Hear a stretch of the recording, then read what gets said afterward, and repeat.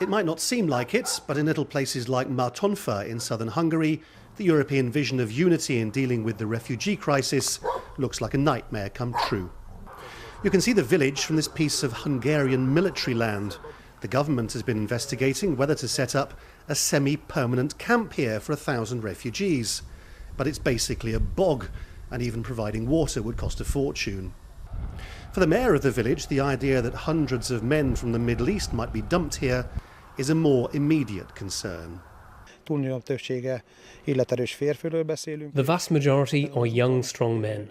On their journey, they have some natural needs they haven't been able to satisfy, and there is a strong possibility, because of their cultural background, that they'll satisfy their needs in Hungary or Europe, but not in a European way. There are hundreds of little places like this across Hungary and other Eastern European countries which have no money and no prospects. Boglárka is expecting a daughter soon, and she thinks the refugees could end up being offered more financial help than her baby. Now suddenly people are coming from a totally different culture and they are entitled to aid. I understand refugees are in need, but I think a majority of Hungarians will be really upset because there will be too many of them. 10 minutes up the road is the much bigger town of Pécs. Those with a long memory might understand why Hungary's attitude towards refugees has more than a little irony attached to it.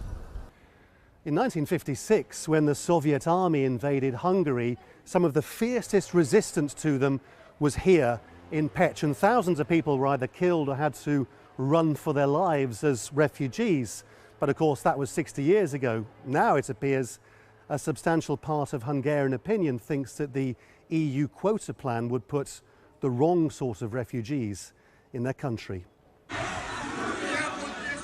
The logic of the quota plan means refugees already vulnerable potentially being placed in many cities in countries like Slovakia, where the far right is strong and they could easily be subject to attack. This recent demonstration featured signs saying, "Hang the refugees." In Martonfa, we asked the mayor what his opinion is now of the European Union.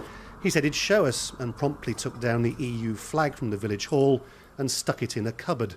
How ironic that this supposed display of European unity could end up helping the far right and Hungary's growing friendship with Russia.